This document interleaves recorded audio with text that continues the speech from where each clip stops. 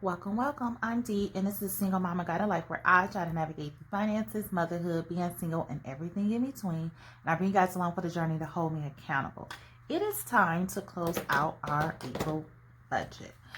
So this is the monthly budget master plan reflection, and this is something that we look at towards the end. We first need to close out our accounts to ensure that everything gets zeroed out. So when we go into the next month and we budget, then we'll know what we should be starting with. Okay, so let's see. First thing first, this is the monthly budget overview. These were my goals: to pay off my 401k loan, SBL2, by May 7th, and send $160 towards my June trip sinking fund by April 30th. What we'll do, we will revisit these financial goals towards the end, see if we met them. I check and make sure that everything has a check. One item does not. It looks like I didn't put a check here, but I know my insurance has cleared my account, so we're good with that. So let's move that up. These were just the two income breakdowns and the budget pre-plans.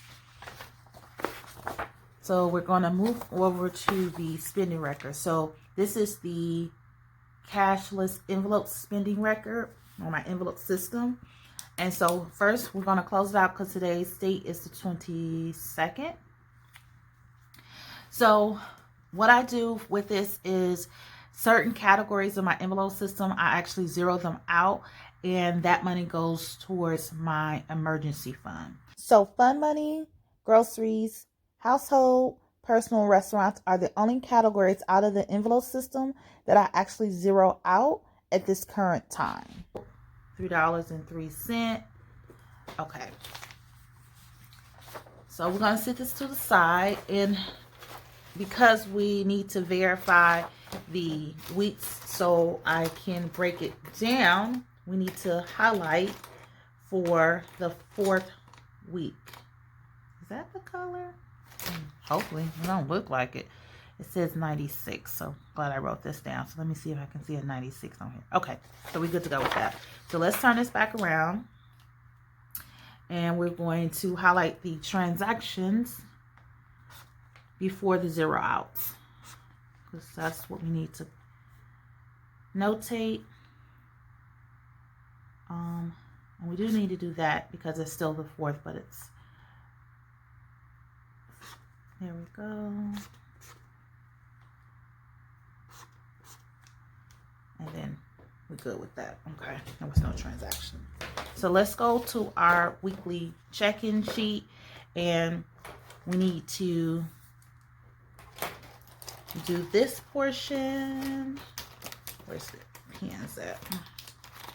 Okay, so for fund money, there was nothing that was spent here. So then for gas, for the 4th week, there was $29.52. So $29.52. For groceries, it was $30.02. $9.23 and 15.07. So that was $54.32. Household, it was $2.13. For budget, it was $7.36. And then for restaurants, it was $3.21. Okay. So what was remaining in fund money was $25.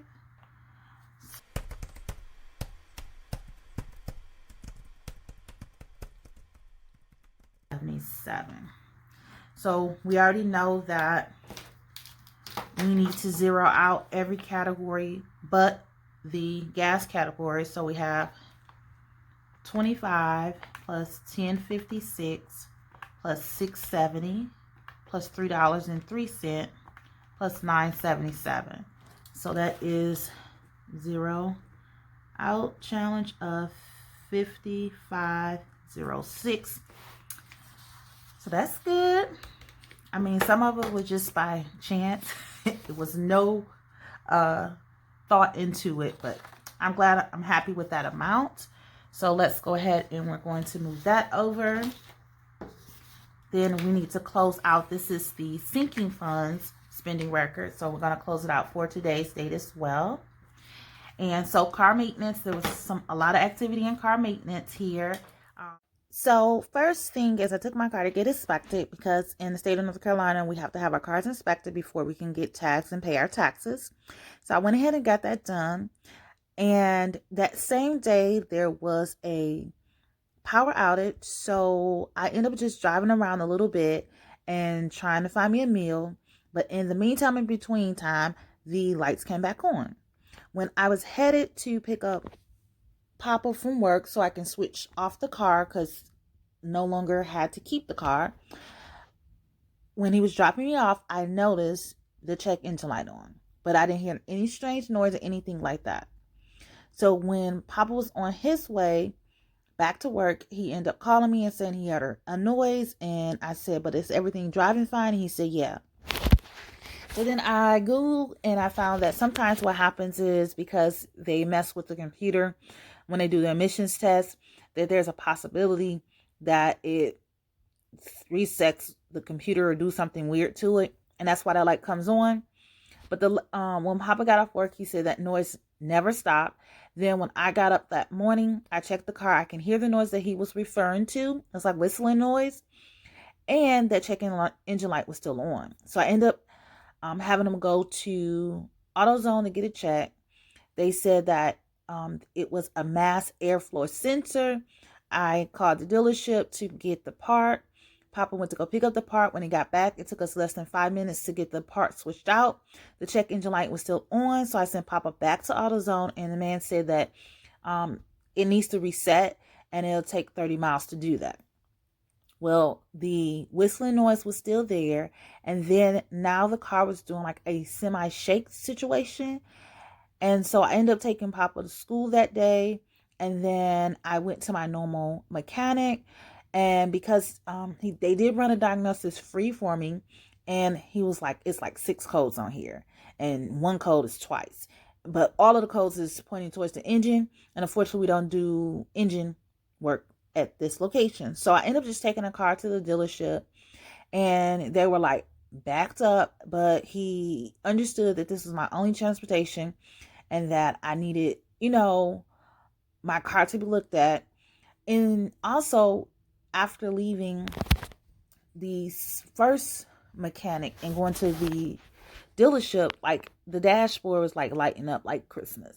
So it was like all these problems.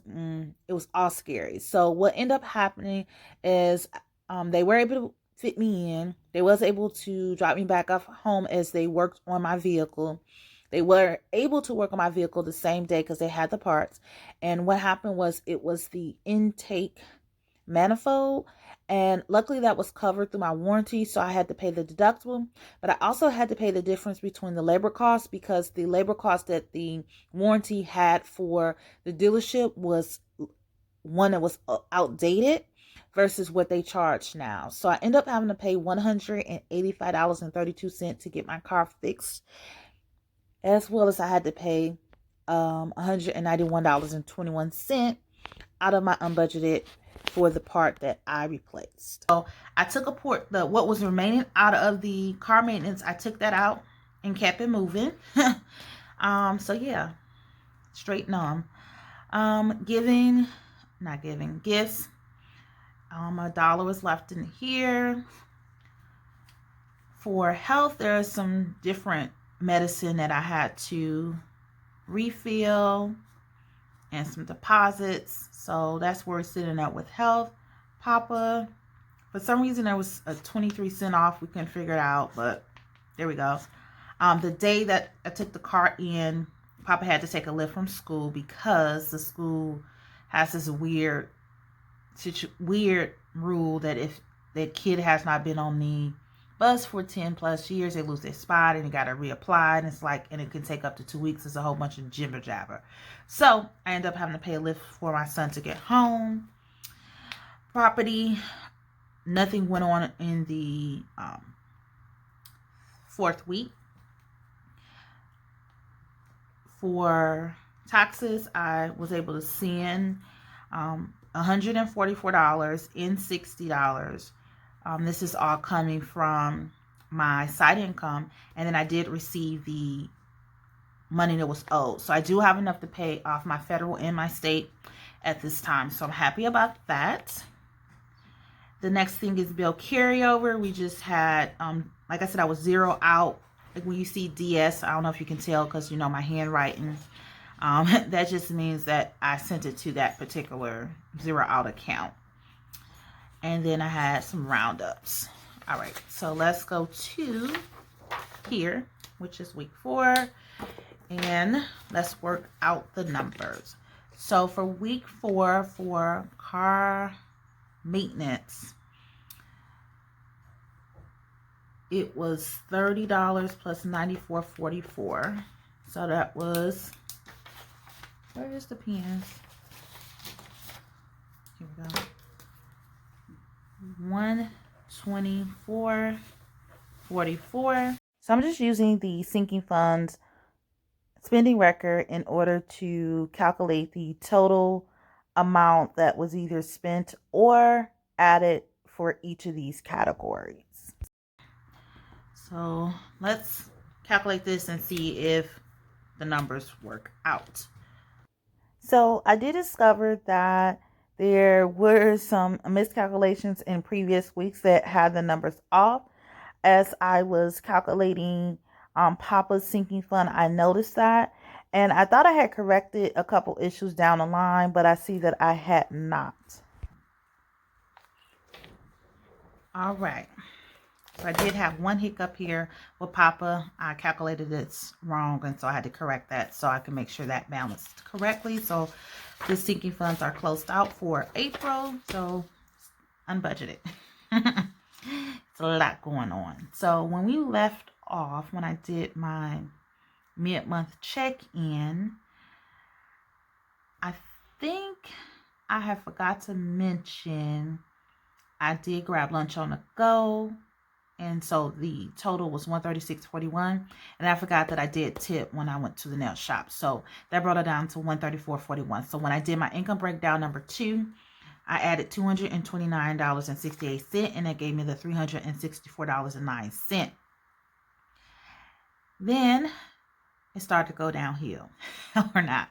Well, I went to Aldi and I purchased some things for the home for my guest is coming in June. I decided it was on sale. Let me go ahead and get it. I also, since the giving it was a remaining balance of $2.35. I'm not sure where it was coming from, where it's lingering from, but I moved it out of my monthly budget and put it in unbudgeted because I didn't know where it came from. And so out of that, I did purchase an item to give to an individual. I went to Target and picked up some items. Can't remember. I had a panic meal, and a panic meal is usually when I can't think and I just need to eat something. And what happened was our power went out, and then they said it was going to be out for some hours. It was only out for an hour, but my mind went into panic mode. So I said, oh my goodness, I'm not going to be able to eat. Let me go pick up something. So that's what I did. Papa was at work, so he ate at work. So that part that I was telling you about, it was $191.26. And then I transferred $94.44 from the car maintenance sinking fund to the unbudgeted, and then I paid for the car repair, which ended up in my portion being $185.32, and I left a balance of $21.21. Okay, all right. That was a lot. So this is April, so let me just put the header there. Okay, there we go. And so let's discuss everything. And I estimated my income to be $4,270.81, and I was able to bring in $4,464.32. Okay, so let's talk about what I did with that when it came in, starting with the fixed expenses. So let me put this all back. Just messy today. Okay, so there was no changes with the fixed expenses. So the total is $1,331.01 For variable expenses, the only change was the insurance at $21.68 and unbudgeted came in at $608.16. Now I'm just calculating what I actually spent in each of the categories of my envelope system, and I'm using the weekly check-in sheet to calculate that. The total was $796.57. The next section is our savings and sinking fund. This is where I go and I indicate what I actually save, and then also indicate if I spent out of each of these categories or not. The total that I actually was able to save in my savings and sinking funds was $878.41. Before we move on and add everything together, we're going to talk about these categories. So starting with the envelope system, I didn't overspend. Now for gas, even though it looks like I went over budget, I did not, because for gas, I actually deposited $60 out of my income the first income breakdown. The second income breakdown was $100. I sent $15 the first week for my side income, $18.54 from the second week, and an additional $14 one of those weeks. So it's $207.54 actually what I had allocated for budget. So I'm not over budget there. For groceries, I was under budget, personal, under budget, and restaurants under budget. So we're good to go there. For savings and sinking funds, the only difference was I sent a little bit more to miscellaneous to get that to 100. And the downside is what was remaining in checking buffers. So let's add each of these areas and let's see exactly what the total expenses. So as I would calculate, I noticed that I wrote in this wrong amount for fixed expenses, and then this happened. And my unbudgeted balance at this time is $21.21, so that's correct. I checked the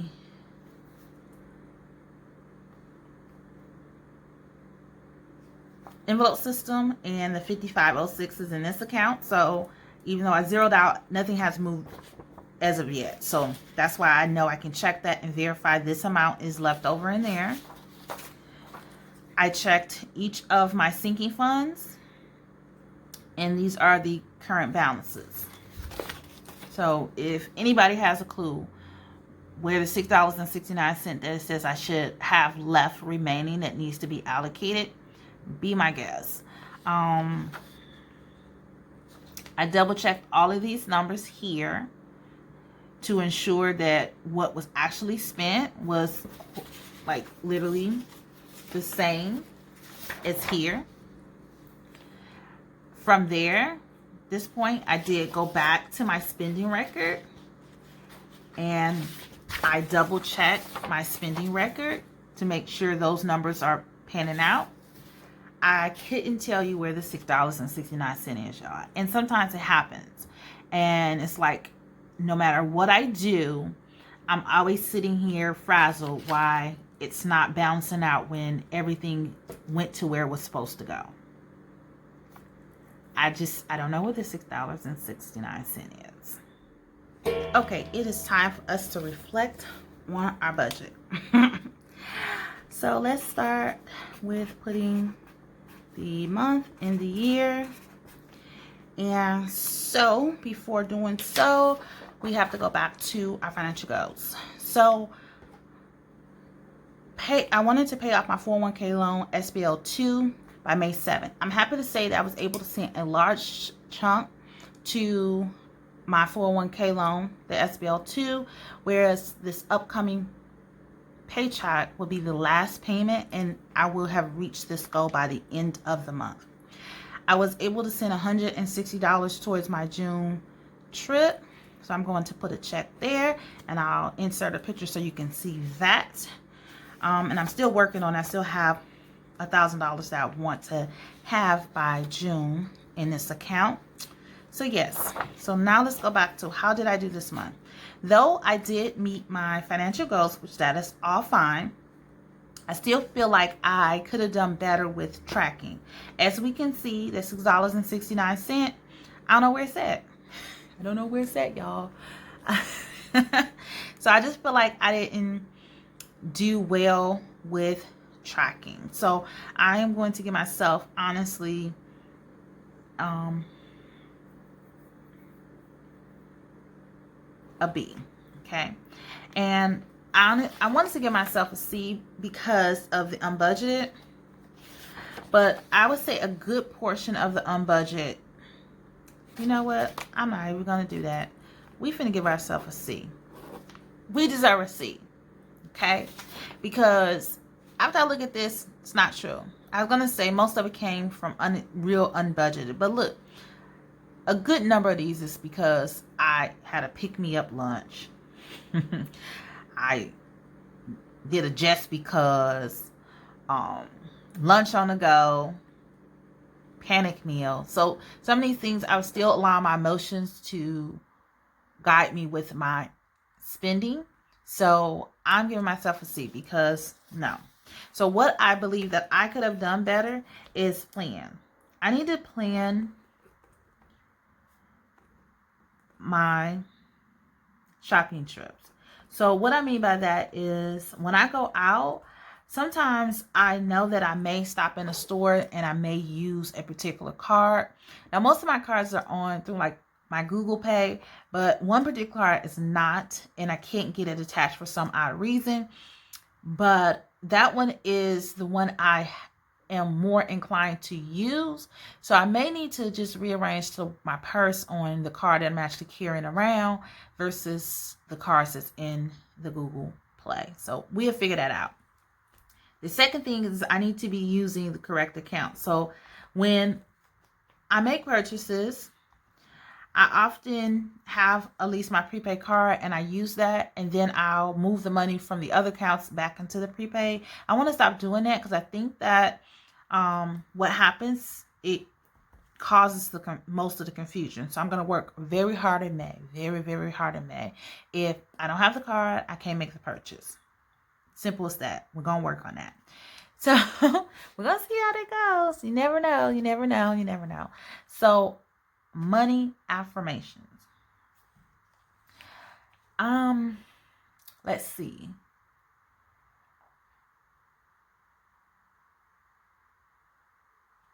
I boldly conquer my money goals. Though at the end of March and at the end of April, we had the same things with car troubles that kind of put a hiccup in our plans, I still was able to pay off a debt, save towards a trip, as well as add to my emergency fund. So, yes, okay, I boldly conquer my money goals, regardless of what's going on. All right, this was a long one. It hurt. It hurt altogether. It's a hot mess. This is a hot mess, y'all. Sometimes they are hot messes. Budgeting can be a hot mess. And it's probably because it's time to make some changes, but we'll figure that out going forward. If you're new to my channel, I would love for you to be part of my village. Go ahead and hit that subscribe button. To all my returning subscribers, thank you. Everyone, give us a thumb up. Give us a thumb up. And please share this with your family, your friends, and your coworkers. Peace out.